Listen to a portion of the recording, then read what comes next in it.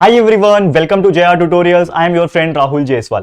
Friends, आज बहुत ज्यादा इंपॉर्टेंट डिस्कशन करने जा रहे हैं रिगार्डिंग साइंस स्ट्रीम, यानी कि जो साइंस सब्जेक्ट है आप लोग के 10th स्टैंडर्ड का, उसका जो फर्स्ट चैप्टर हमारा काफी दिनों से चल रहा है, जिसका नाम है दोस्तों चैप्टर नंबर 1 ग्रेविटेशन। तो आज हम इस चैप्टर का लेक्चर नंबर 5 डिस्कस करने जा रहे हैं और ये चैप्टर में मोस्ट इंपॉर्टेंट टॉपिक डिस्कस करने वाले हैं। अगर आपको याद होगा कि लेक्चर नंबर 4 में हमने डिस्कस किया था कि अर्थ ग्रेविटेशनल एक्सेलरेशन, जिसको हम लोग स्मॉल लेटर जी से डिनोट करते हैं, जिसका वैल्यू हमने फाइंड आउट किया था, एक न्यूमेरिकल हमने सॉल्व किया था, एक डेरिवेशन सॉल्व किया था, जिसमें एक वैल्यू आया था 9.77 metre per second square. Correct है, याद होगा। तो मैंने आपको बताया था कि जैसे जैसे हम लोग अर्थ के अलग अलग जगह पे जाते हैं तो उसके वैल्यूज जो होते हैं वो भी चेंज होते रहते हैं। That is the variation and in g, ये हमने डिस्कस किया था प्रीवियस लेक्चर में। और हमने ये भी देखा था कि हम एक पर्टिकुलर हाइट पे जाते हैं तो according to the height increasing वो जो ग्रेविटी का वैल्यू है वो कम होते जाता है। जैसे हमने देखा था कि एक सैटेलाइट जितना हाइट तक जाता है उसके हाइट तक वो जो ग्रेविटी का वैल्यू है वो आधा हो जाता है। जो सबसे टॉपमोस्ट सैटेलाइट होता है वहां तक जाओगे तो वो जो वैल्यू होता है वो और ज्यादा कम होता है, लगभग 0 पॉइंट समथिंग आ रहा था, तो इतना कम हो जाता है। तो उसी के रिलेटेड हमारा एक टॉपिक है और एक छोटा सा एग्जांपल है, यानी न्यूमेरिकल है, उसको हम लोग फटाफट से सॉल्व करते हैं।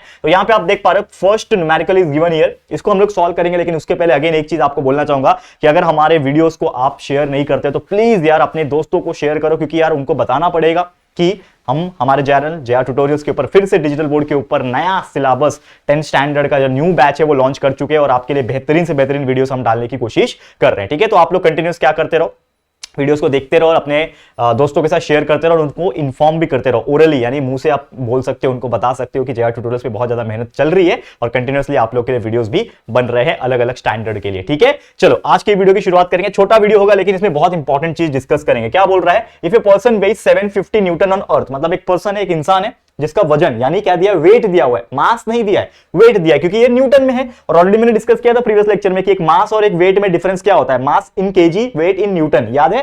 तो यहां पे क्या दिया है कि एक 750 न्यूटन का, यहां पे हम लोग को क्या दिया है 750 न्यूटन का वो जो पर्टिकुलर इंसान है वो अर्थ के ऊपर है। तो ये बोल रहा है हम लोग को how much would be is weight on the moon, यानी कि अगर वही इंसान अर्थ पे 750 न्यूटन का है लेकिन अगर वो इंसान मून पे चला गया तो उसका वेट कितना होगा, यहां पे हमें ये कैलकुलेट करने बोला है। और एक कंडीशन दिया हुआ है, given that moons mass is 1/81 of that of earth, यानी कि जो मून का वजन है, यानी कि जो भी इंसान मून पे रहेगा उस चीज का एक रेशियो दिया हुआ है। तो मून्स का जो वजन है वो 1/81 है, यानी 1/81 पार्ट ऑफ द अर्थ, ये हम लोग को एक दिया हुआ है। एंड दूसरा उसका रेडियस भी दिया हुआ है 1/3.7 of that of the earth. तो यानी कि हमें बहुत सारा गिवन यहां पे दिया हुआ है, कंडीशंस दिया हुआ है। तो सबसे पहले हम लोग क्या करेंगे, यहां पे गिवन लिखेंगे। सबसे पहले कोई भी न्यूमेरिकल अगर आपको ध्यान में होगा तो हम लोग क्या लिखते हैं, उसका गिवन लिखते हैं। दो चीज दिया हुआ है, सबसे पहले उसका वेट दिया हुआ है, ठीक है, यानी कि वेट ऑफ पर्सन, क्या दिया हुआ है, वेट ऑफ पर्सन। वो भी कहां दिया है दोस्तों, weight of person on earth दिया हुआ है, पृथ्वी के ऊपर, ये आपको ध्यान में रखना है। Weight of the person on earth दिया हुआ है, तो that will be equal to 750 newton, ये हमें एक चीज दिया हुआ है। ठीक है, दूसरा चीज उन्होंने दे रखा है कि the moons, given that the moons mass is 1/81 of the earth, यानी मून का जो मास होगा, यानी मास ऑफ मून, इसके लिए मैं क्या लिख रहा हूं, mm लिख रहा हूं। Mass of moon is 1/81 of earth, earth के लिए मैं मान लेता हूं मास ऑफ ई, ठीक है ना, मैं क्या मान लेता हूं, m ऑफ ई, इस प्रकार से मैं लिखता हूं इसको। ठीक है, समझ में आ रहा है। तो mass of moon is equal to 1/81 of me, ये मैं लिख सकता हूं। ठीक है, दूसरा ये लोग ने कंडीशन ये दे रखा है कि जो रेडियस है, रेडियस जो है वो 1/3.7 है, यानी कि जो रेडियस ऑफ मून है, rm जिसको मैं बोलूंगा, रेडियस ऑफ मून मतलब rm में बोलूंगा, इज इक्वल टू 1/3.7 ऑफ किसका, अर्थ का, यानी कि रेडियस ऑफ अर्थ। तो इससे हम लोग को क्या मिलेगा दोस्तों, कुछ रेशियोज मिलेंगे, वो रेशियो में फाइंड आउट करता हूं सबसे पहले, बाद में हम लोग सॉल्व करेंगे। ध्यान लगा के देखना, ये बहुत क्रिटिकल चीज होने वाली है। ठीक है, अब यहां पे आप देखोगे तो इसको मैं सॉल्व कर सकता हूं कैसे, ये मास ऑफ मून और ये मास ऑफ अर्थ, इसको मैं नीचे लेके आऊंगा तो ये हो जाएगा mass of moon upon mass of अर्थ। समझ में आया, इसको मैं नीचे लेके आ गया, या फिर मैं इन शॉर्ट इसका उल्टा करता हूं, और भी एक बेहतरीन तरीका है मेरे पास सॉल्व करने का। देखो यहां पे मैं क्या करता हूं, ठीक है, ये अब मैं क्या करता हूं ना, इसमें ना मास ऑफ अर्थ ना वैसे का वैसे ही लिखता हूं, ये जो मास ऑफ अर्थ है ये ऐसे ही है। अब ये मून को मैं नीचे लेके आता हूं, यानी मास of earth upon mass of moon हो जाएगा। ठीक है, मास of earth upon mass of moon हो गया, और ये 81 जो है वो इधर चला जाएगा, तो ये बन जाएगा mass of earth upon mass of 81 is mass of moon is equal to 81। ये हमारा पहला कंडीशन बन गया, ये हमारा पहला कंडीशन बन गया जो हमें दिया हुआ है। ठीक है, हमने खाली बस उसको अरेंज कर दिया। दूसरा कंडीशन ये है कि rm is equal to 1/3.7 re, तो ये re इधर ही है, rm को इधर लेके आ जाऊंगा तो ये हो जाएगा re, यानी radius of earth upon radius of moon, rm is equal to, ये नीचे 1/3.7 था तो उसको मैं rm के पास भेज दूंगा, मतलब rm तो नीचे आ गया, लेकिन ये 1/3.7 का 3.7 ऊपर चला जाएगा, यानी कि ये ऊपर आ जाएगा 3.7, ऐसा हो जाएगा। तो ये हमारा दूसरा कंडीशन मिल गया हमें। ठीक है, अब मैं क्या कर सकता हूं, इसको हम लोग कैसे सॉल्व करेंगे, यहां पे ध्यान से देखना। ठीक है, यहां पे ध्यान से देखना हम लोग कैसे इसको सॉल्व करते हैं। सबसे पहले यहां पे थोड़ा सा फोकस करो। सबसे पहले हम क्या करेंगे कि ये दो चीज दे दिया हम लोग को, दैट इज दो कंडीशन हमें दे दिया है। हमें एक्चुअल में क्या निकालने बोला है कि how much would be his weight on the moon, यानी कि वेट ऑन द मून निकालना है उस पर्सन का। लेकिन एक चीज तो दे रखा है ना उन्होंने कि wait of the person on the earth is 750 newton, ये उन्होंने दे रखा है। तो मैं यहां पे एक चीज निकालता हूं दोस्तों, क्या निकालूंगा कि जो भी पर्सन होगा उसका मास समझ लो मैं स्मॉल लेटर m मान लेता हूं, उसका क्या होगा, स्मॉल मास होगा उसका। तो हमें क्या निकालना है, मास निकालना है, ठीक है ना, वेट निकालना है। तो मैं क्या निकालूंगा, सबसे पहले वेट ऑफ पर्सन ऑन अर्थ के ऊपर कितना रहेगा दोस्तों, उसका वजन mg रहेगा।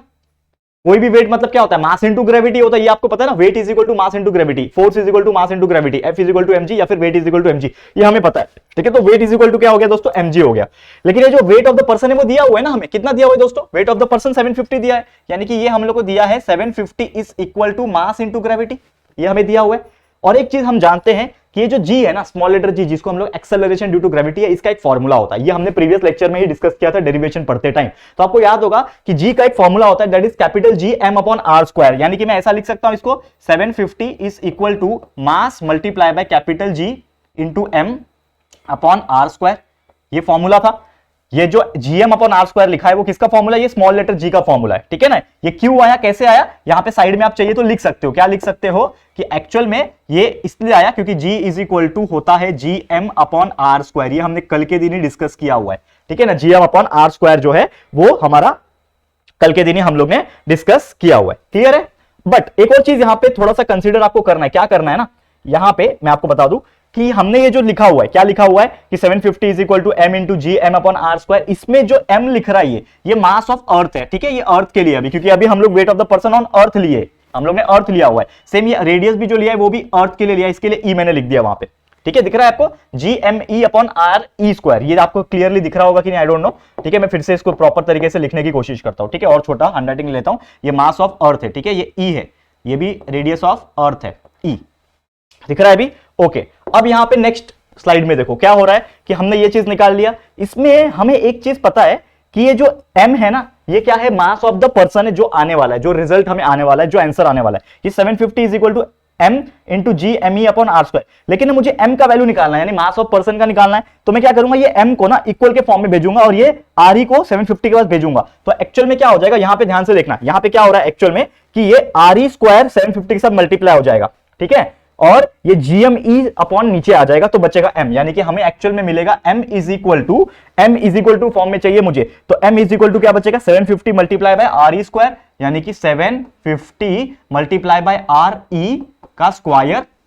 ठीक है, और नीचे क्या आ जाएगा, ये g और m नीचे आ जाएगा, यानी कैपिटल G और ME जो है वो नीचे आ गए। इतना समझा आपको, ये कैसे आया, ये कैसे आया, इतना समझा आपको। ठीक है, यहां पे मैं एक छोटा सा लाइन और बनाता हूं ताकि ये स्पेस हम लोग पूरा प्रॉपर्ली यूटिलाइज कर पाए। ठीक है, अब यहां पे देखो क्या हो रहा है, ये इतना आपको समझ में आ गया क्या, इतना आपको समझ में बहुत बेहतरीन तरीके से आ गया होगा यहां पे। अब मैं क्या करता हूं ना, ये m के फॉर्म में हमें एक वैल्यू मिल गया, that is 750 R E square upon G into M E. ठीक है, ये इतना आपको समझ में आ गया होगा। अब मैं इसको मान लेता हूं, चाहिए तो इक्वेशन नंबर 1, इसको मैंने क्या मान लिया, इक्वेशन नंबर 1 मान लिया। अब मैं क्या करता हूं कि मुझे एक्चुअल में निकालना क्या है, What would be his weight on the moon, यानी अब मैं निकालूंगा, ये हमने कंसीडर क्या किया था, wait of the person on अर्थ लिया था, अब मैं लेता हूं weight of person on moon, weight of person on moon. तो उसके लिए भी सेम फॉर्मूला लगेगा, जैसे हम लोग ने वेट ऑफ पर्सन ऑन अर्थ के लिए mg लिया था, तो उसके लिए भी सेम mg ही लगने वाला है। तो उसके लिए मैं क्या करूंगा, मून के लिए भी सेम mg लगेगा, और mg के लिए हमने क्या डाल दिया था, g की जगह पे gme अपॉन आर स्क्वायर, तो मैं डायरेक्ट डाल देता हूं, यानी कि हमारा वैल्यू क्या आएगा उसके लिए, that will be equal to m small m multiply by capital G into m upon R square. लेकिन यहां पे जो m है, मास जो है वो किसके लिए है, मून के लिए है, तो यहां पे एक छोटा m भी डाल दो, और रेडियस भी जो है मून के लिए, यहां पे छोटा m डाल दो, यानी कि हमारा क्या फॉर्मूला बना, that is the weight of the person on moon is equal to m into G into mm upon R square. ये आपको समझा, ठीक है। लेकिन आपको एक चीज दिख रहा होगा कि इसमें ना ये छोटा लेटर m लिखा हुआ है, यानी कि जो ये फॉर्मूला है, ये जो फॉर्मूला बना है, इसमें जो ये स्मॉल m है वो दिया हुआ है, और स्मॉल m का वैल्यू जो ऑलरेडी हमने निकाल के रखा है इक्वेशन 1 में, तो ये m का जो वैल्यू है 750 R E square upon G into M square, ये पूरा उठा के इसमें डाल सकता हूं क्या, डाल सकता हूं बिंदास। तो मैं क्या करूंगा, पुट m वैल्यू, ठीक है, पुट m वैल्यू फ्रॉम 1, हमने क्या किया, इसके अंदर ना हम वन, जो इक्वेशन नंबर 1 है, इसका वैल्यू उठा के डालेंगे। तो देखो यहां पे मैं सॉल्व कर रहा हूं इसको, कैसे होगा, ये है ना, that will be equal to weight of the person on moon, ठीक है ना, that will be equal to क्या है, m। तो m का वैल्यू क्या है, 750 multiply by are E square, ठीक है ना, आर ई है ना, ये आर ई का square upon g into M E, mass of earth, ये इतना है। m का वैल्यू ये मैंने लिखा, फिर m मल्टीप्लाई, डॉट मतलब क्या है यहाँ पे, डॉट मतलब क्या है, मल्टीप्लाई, यानी कि ये मल्टीप्लाई किससे मल्टीप्लाई है, GMM अपॉन आर स्क्वायर, यानी कि capital G into m mass of moon upon radius of moon का स्क्वायर, ठीक है, रेडियस ऑफ मून का स्क्वायर। ये आपको समझा। अब इसमें मेरे को थोड़ा बहुत अरेंजमेंट करना है, क्या करना है देखो थोड़ा ध्यान से देखना। ये 750 तो वैसे का वैसे मैं लिखता हूं, कोई प्रॉब्लम नहीं है मुझे इससे, लेकिन यहां पे आप एक चीज नोटिस करोगे कि यहां पे एक कैपिटल जी नीचे है, यहां पे ऊपर एक कैपिटल जी है, तो मैं इसको मैं कैंसल आउट कर सकता हूं क्या, बिंदास कर सकता हूं। ये कैपिटल जी और ये स्मॉल सॉरी कैपिटल जी दोनों ही ऊपर नीचे है, तो कैंसल आउट हो जाएंगे। मेरे पास सिर्फ बचेगा 750। अब यहां पे देखो रेडियस वाले को मैं साथ में लिखता हूं, ये आर ई स्क्वायर ऊपर है, ये आर एम स्क्वायर इधर है, तो मैं क्या करता हूं ना, ये आर ई का स्क्वायर और नीचे जो है आर एम का जो स्क्वायर है, इसको मैं एक साथ लिख रहा हूं। क्यों, क्योंकि ये रेडियस है दोनों, इसको मैं एक साथ लिख रहा हूं, ठीक है, समझ में आ रहा है। उसके बाद इसको भी मैं ये कलर चेंज कर देता हूं, ठीक है, एक मिनट रुक जाओ, इसको भी मैं कलर चेंज कर देता हूं। हाँ, इस क्या है अपना 750 है, ठीक है। अब इसके बाद मल्टीप्लाई बाय, तो रेडियस हो गया, 750 भी हो गया, तो क्या बच रहा है, ये mm बच रहा है, ये me बच रहा है, यानी कि m mass of moon upon mass of अर्थ बच रहा है, ठीक है। अब एक कंडीशन हमको पता है, क्या, यहां पे देखो पुराना आ गए, जो सबसे पहले सॉल्व किया था, क्या सॉल्व किया था सबसे पहले, कि me अपॉन mm जो है, me अपॉन mm 81 है, तो ये जो mm अपॉन me है, ये उल्टा है उसका।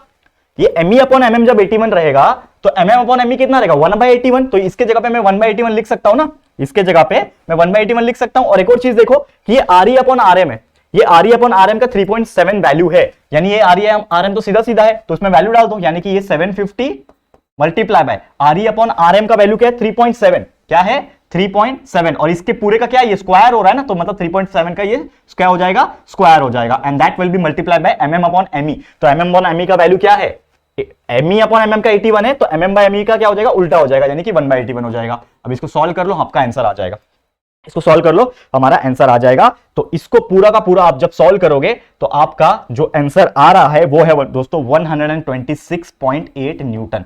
आपका वैल्यू कितना आ रहा है, 126.8 न्यूटन, यानी कि वो जो हमें क्वेश्चन पूछा था कि वो जो भी इंसान है, वो पूरा जो इंसान है, वो अगर पृथ्वी के ऊपर, अर्थ के ऊपर अगर वो 750 न्यूटन का है, तो जब वो मून के ऊपर पहुंचेगा, ठीक है, चांद के ऊपर जब पहुंचेगा, तो उसका वजन कितना हो जाएगा, 126.8 न्यूटन। मतलब इन शॉर्ट क्या हो रहा है, अर्थ पे 750 था, मून पे 126 हो रहा है, मतलब कम हो रहा है। मतलब इन शॉर्ट आपका वजन जितना भी है पृथ्वी के ऊपर, अगर आप चांद के ऊपर जाओगे तो वो लगभग कितना हो जाएगा, बहुत कम हो जाएगा, मतलब आधा से आधा हो जाएगा। समझ में आ रहा है। तो इससे पता चला कि मून का ग्रेविटी अर्थ की ग्रेविटी से कम होगा, तभी तो ऐसा हो रहा है ना। इतना सिंपल सा लॉजिक है। तो यही सब चीज हमें सीखना है दोस्तों कि अर्थ का ग्रेविटेशनल फोर्स ज्यादा है एज कंपेयर टू मून। इसके लिए हम पृथ्वी के ऊपर जब रहते हैं तो हमारा जो वेट होता है, मास की बात नहीं कर रहा हूं मैं वेट की बात कर रहा हूं, जो ग्रेविटी की वजह से है हम लोग का, तो वेट हमारा जितना भी रहेगा उससे कम हमारा मून पे रहेगा। ये चीज ध्यान में रखना। और सेम उसी पर्सन के साथ हो रहा है। और ये क्वेश्चन बहुत ज्यादा इंपॉर्टेंट है, इसको मार्क कर लो IMP, ठीक है, क्योंकि हो सकता है ये क्वेश्चन एग्जाम में आपके पूछा जाए। ठीक है, तो इसको बहुत ज्यादा IMP कर लेना और ये पूरा एग्जाम्पल को प्रैक्टिस कर लेना जितना हो सके अच्छी तरीके से, क्योंकि ये बहुत ज्यादा इंपॉर्टेंट है। और पूरा का पूरा मैंने इसको सॉल्व करा दिया, आपको कंसेप्ट क्लियर करा दिया। ठीक है, अब चलते हैं एक बेहतरीन टॉपिक के ऊपर। एक लास्ट टॉपिक है जो हमें पढ़ना है इस लेक्चर के अंदर, जो कि दोस्तों क्या है, फ्री फॉल। ठीक है, देखो फ्री फॉल बहुत इंटरेस्टिंग और बहुत ही ज्यादा सुंदर टॉपिक है। नाम से आपको पता चल जाएगा कि फ्री फॉल का मतलब होता क्या है। जैसे कि आप जानते हो कोई भी चीज जब फ्रीली गिरती है, ठीक है ना, फॉल हो रहा है। फॉल का मतलब क्या होता है, नाम में ही आंसर छुपा हुआ है। फॉल मतलब गिरना, फ्री मतलब खुलेआम गिरना। ठीक है, तो एक्चुअल में यहां पे फ्री फॉल का मतलब क्या होता है कि whenever any object is falling without the influence of gravity, यानी कि अगर कोई भी ऑब्जेक्ट गिर रहा है उसके ऊपर ग्रेविटी का कोई भी असर नहीं है। ठीक है, लेकिन ग्रेविटी का असर है फ्रीली, यानी कि एक तरीके से there is no obstacle in between, there is no obstacle in between, that is called as the free fall. क्या होता है उसको हम लोग क्या बोलते हैं, फ्री फॉल। यानी कि सिर्फ और सिर्फ एक्सेलरेशन ड्यू टू ग्रेविटी उसके ऊपर लग रही है और वो कोई भी ऑब्जेक्ट नीचे आ रही है। बेस्ट एग्जांपल कोई भी ले सकते हैं हम लोग, समझ लो। यहां पे मैंने एक लिया हुआ example, this is a building. एक बिल्डिंग का छत होता है, टेरेस, सब जाते हैं ऑब्वियसली। उस पर एक इंसान खड़ा है, एक बॉल लिया हाथ में उसने। ठीक है, क्या लिया, एक बॉल लिया है। अब बॉल को वो नीचे फेंक रहा है। जब वो बॉल को नीचे जब फेंक रहा है दोस्तों, तो यहां पे आप जब नोटिस करोगे कि जब वो नीचे फेंक रहा है तो वो बॉल के आसपास कोई भी चीज नहीं है, उसने क्या, कोई फोर्स नहीं लगाया। उसने क्या किया, कोई भी फोर्स नहीं लगाया। जैसे मैंने मार्कर पकड़ा हुआ है, देख रहे हो आप, ध्यान से देखना इसको। ये मार्कर मैंने पकड़ा हुआ है। अब ये मार्कर को मैं क्या करता हूं, ताकत से नीचे नहीं फेंक रहा हूं, बस मैं क्या कर रहा हूं, इसको रिलीज कर रहा हूं। तो जैसे मैंने इसको रिलीज किया दोस्तों, तो ये क्या हो गया, क्या हो गया दोस्तों, जैसे मैंने रिलीज किया वो नीचे गिर गया, यानी कि अगर मैं इसको कर रहा हूं तो ये चुपचाप क्या हो गया, नीचे गिर गया। एंड नीचे गिरने की वजह से क्या हो गया कि एक पर्टिकुलर जगह पे जाके वो अटक गया, यानी कि जो भी उसका नीचे जमीन होगा उस पे जाके वो अटक जाएगा। तो यहां पे आपने एक चीज नोटिस किया होगा कि व्हेनेवर वी रिलीज एक particular object, whenever we release any particular object without any force, ठीक है, then that object is falling freely with the help of acceleration due to gravity with the gravitational force, and that thing is nothing but the free fall. वो phenomenon को हम लोग क्या बोलते हैं दोस्तों, फ्री फॉल कहते हैं। बहुत सिंपल सा लॉजिक है इसका कि जब भी हम लोग कोई भी पत्थर को या फिर कोई भी चीज को हम लोग जब भी रिलीज करते हैं तो उसके ऊपर सिर्फ और सिर्फ एक ही फोर्स लग रहा होता है, only one force is acting on that particular body. उसके ऊपर सिर्फ और सिर्फ एक ही फोर्स एक्ट कर रहा है जो कि होता है जीएफ, ठीक है, जो कि होता है जीएफ, ग्रेविटेशनल फोर्स, ठीक है, क्योंकि इसके ऊपर मैंने कोई भी ताकत नहीं लगाई, ये जो बॉल उसने पकड़ा था उसके ऊपर कोई ताकत नहीं लगाया, जस्ट मैंने उसके ऊपर रिलीज कर दिया, तो मैंने कोई ताकत नहीं लगाया, मतलब एक्सटर्नल अनबैलेंस फोर्स कोई भी फोर्स नहीं है, जस्ट एक ग्रेविटी जो है वो उसको नीचे खींच रहा है, that is the gravitational force, and उसी को हम लोग क्या बोलते हैं, एक तरीके से फ्री फॉल बोलते हैं। क्लियर है, समझ में आ गया, ठीक है। तो हम लोग इन शॉर्ट बोल सकते हैं कि अगर कोई भी ऑब्जेक्ट, ठीक है ना, फ्री फॉल में अगर हम बात करें तो उसका जो स्टार्टिंग जो हम लोग ने पकड़ा है उसमें हमने कोई फोर्स लगाया नहीं, कोई ताकत नहीं लगाया, तो मुझे एक बात बताओ कि इनिशियल कंडीशन में उसका वेलोसिटी कितना होगा, इनिशियल वेलोसिटी जिसको बोलते हैं वो कितना होगा, तो initial velocity will be always 0 metre per second, ठीक है, ये आपको ध्यान में रखना। क्या होता है कि whenever any object is at rest position, रुका हुआ है, रेस्ट पोजीशन में है, तो उसकी इनिशियल वेलोसिटी 0 होती है। और यहां पे फ्री फॉल के केस में भी क्या होता है कि कोई भी ऑब्जेक्ट जब है तो 0 वेलोसिटी है, मैंने उसके ऊपर कोई ताकत नहीं लगाया, कोई स्पीड नहीं दिया, तो स्पीड थी नहीं उसकी, लेकिन जैसे जैसे वो नीचे गिरा तो उसने एक स्पीड पकड़ी होगी जिसको हम लोग फाइनल वेलोसिटी बोलेंगे, तो फाइनल वेलोसिटी जो भी रहेगा वो आएगा। और यहां पे जो सिर्फ एकमात्र फोर्स जो अप्लाई हो रहा है यहां पे, वो क्या हो रहा है, that is nothing but the acceleration due to gravity. तो यहां यानी कि जो भी हो रहा है ना, जो एक्सेलरेशन है यहां पे वो क्या लग रहा है, ग्रेविटी के बराबर लग रहा है, तो ए विल बी इक्वल टू जी, ठीक है। तो यानी कि आपको याद होगा कि हमारा ना काइनेमेटिकल इक्वेशन में हमने 9th स्टैंडर्ड में 3 फॉर्मूले पढ़े थे, आपको अगर याद होगा तो मैं लिखा देता हूं यहां पे, कौन से 3 फॉर्मूले थे। एक था दोस्तों v is equal to u plus a t, ठीक है, दूसरा फॉर्मूला था s is equal to u t plus half a t square, और एक और फॉर्मूला था v square is equal to u square plus 2as। ये 3 फॉर्मूला था, अगर आपको याद आ रहा होगा दोस्तों तो बहुत अच्छी बात है। ये 3 फॉर्मूला हमने किस में पढ़ा है दोस्तों, 9th स्टैंडर्ड में पढ़ा हुआ है। लेकिन यहां पे हम लोग को एक कंडीशन पता है, क्या पता है दोस्तों, according to the free fall condition, कोई भी ऑब्जेक्ट फ्रीली फॉल हो रहा है with the help of only gravitational force, उसके ऊपर कोई भी इनिशियल वेलोसिटी नहीं है, उसके ऊपर कोई भी ताकत नहीं लग रहा है, इनिशियल वेलोसिटी नहीं है, फाइनल वेलोसिटी हो सकता है लेकिन मुझे पता नहीं है, लेकिन और जो सिर्फ एकमात्र फोर्स लग रहा है वो लग रहा है एक्सेलरेशन ड्यू टू ग्रेविटी। तो हम लोग यहां पे क्या बोल सकते हैं कि जो v है, v इज इक्वल टू यानी final velocity is equal to u कितना है दोस्तों, 0 है, तो 0 हो गया, प्लस a मतलब क्या है, एक्सेलरेशन ड्यू टू ग्रेविटी क्या लग रहा है, सिर्फ यही लग रहा है, ग्रेविटी लग रहा है, यानी g लग रहा है, एक्सेलरेशन ड्यू टू ग्रेविटी सिर्फ ग्रेविटेशन फोर्स लग रहा है ना, ग्रेविटी लग रहा है सिर्फ, और टाइम t, तो हम लोग क्या बोल सकते हैं कि v is equal to 0 plus gt, यानी कि v is equal to gt, and this will be your new formula for calculating any final velocity in the presence of free fall. यानी कि अगर कोई भी ऑब्जेक्ट फ्रीली फॉल हो रहा है and if you want to calculate the final velocity, then simply we have to multiply the gravity value and the time value, will get the our answer final velocity.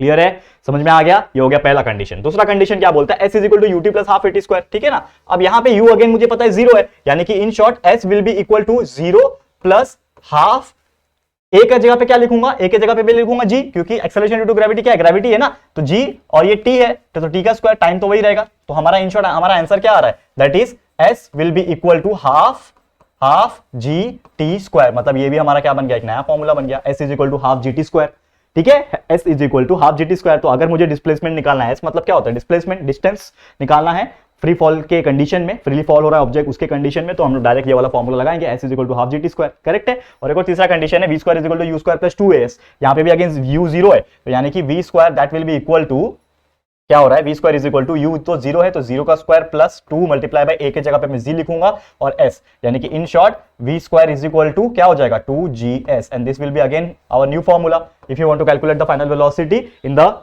Free fall condition, जिसमें आपका displacement दिया रहेगा, तो हम लोग ये formula लगा सकते हैं और इससे हम लोग का आंसर आ जाएगा। क्लियर है, समझ में आ गया। तो बस दोस्तों यही था दोस्तों हमारा आज का लेक्चर, जिसमें हमने आपको पूरा का पूरा समझा दिया। आज का टॉपिक यहीं पे समाप्त करता हूं, क्योंकि आज 2 इंपॉर्टेंट टॉपिक पढ़ाए मैंने, that is acceleration due to gravity की हेल्प से हम लोग ने mass of earth person on earth and mass of person on moon, ये कैसे फ्लक्चुएट हो सकता है और कितना डिफरेंस आ जाता है, ये हमने आपको सिखाया। और दूसरा जो मोस्ट इंपॉर्टेंट थिंग जो हमने पढ़ा, जो कि था दोस्तों फ्री फॉल। तो फ्री फॉल कंडीशन में ऑब्जेक्ट कैसे फॉल होता है, वो सभी चीज हमने आपको बता दिया है। तो उम्मीद करता हूं कि आपको समझ में आ गया होगा। तो आज का वीडियो इसी के साथ समाप्त करता हूं। Thank you so much for watching this video. अगर आपको ये वीडियो पसंद आ रहा है तो प्लीज वीडियो को लाइक कर देना, अपने दोस्तों के साथ शेयर करना, और बहुत इंपॉर्टेंट होता है शेयर करना, क्योंकि बहुत सारे लोग नहीं जानते कि हम JAWA tutorials new videos launch कर चुके हैं, न्यू बैच आ चुका है हमारा, जिसमें हमने पूरा का पूरा सिलेबस कंप्लीट करने का ठाना है। और ऑलरेडी व्हाइट बोर्ड पे तो पूरा सिलेबस कंप्लीटेड है, science, math, history, geography, political science, सब चीज पहले से ही कंप्लीट है। लेकिन डिजिटल बोर्ड के ऊपर नए नए वीडियोस भी आ रहे हैं, तो प्लीज इन्फॉर्म टू एवरीवन, सब चीज सब लोगों को बता देना और इन्फॉर्म कर देना। और अगर ये वीडियो पसंद आए तो लाइक करना, शेयर करना। चैनल पे फर्स्ट टाइम आया हो, चैनल को अभी तक सब्सक्राइब नहीं किया तो फटाफट से चैनल को सब्सक्राइब कर देना। बाजू में एक बेल आइकन होता है, उसको प्रेस कर देना, ताकि फ्यूचर में हम कभी भी कोई भी वीडियोस को अपलोड करेंगे तो आप लोग को नोटिफिकेशन मिलती रहेगी। ठीक है फ्रेंड्स, तो जल्दी मिलेंगे हमारे न्यू वीडियो में। तब तक के लिए thank you and good bye.